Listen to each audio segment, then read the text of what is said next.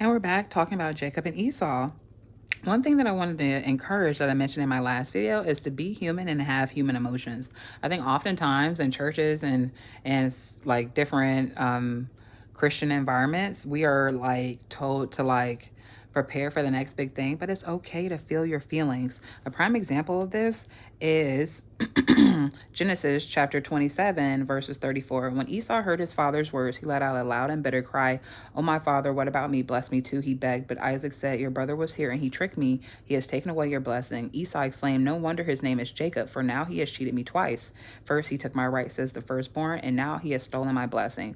Oh, haven't you saved even one blessing for me?" Isaac said to Esau, "I have made Jacob your master and have declared that all his brothers will be his servants. I have guaranteed him an abundance of grain and wine.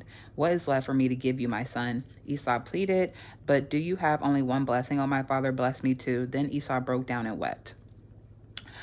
Thank God for hindsight being 2020, and now that we can like see stories like this, well, not stories, but like accounts like this, we can like reflect. So what I want to encourage you to do is next time you have a betrayal that changes how you see a person, changes the dynamic of the relationship, leaves you really hurt, don't try to, outthink God and try to psych yourself out. It's okay to be human. It's okay to cry. It's okay to be mad, because later in the story, it does talk about how he was mad in verses 41 through 46, but I don't think I have enough time to get through that.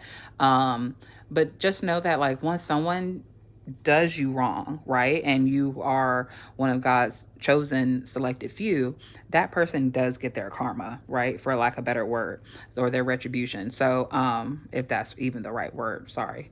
And for that, right, I say that because then as you continue to read chapter 28, we talk about how Jacob goes, he dreams at Bethel. That's good. And then chapter 30, what's it called? He goes and he meets Laban, and he is then swindled for 20 years. And, he becomes a better man. Things continue to happen for him. But in the regards of Esau, he went through his ranges of emotion, not even knowing that Jacob was getting his karma. But he was able to not try to psychologize and be like, oh yeah, in the next 5 years, the Lord is going to bless me, and psych himself out and then have himself full of doubt. He was the human. I'm going to say that he gave it to God, and God worked it out in the betterment of both of them. And, they, came back together and were brothers again. But I just really want to encourage you to like be human, let God be God, and give it to God. He's asked you to lay your burdens at his feet for a reason. A betrayal is a burden. Give it to him.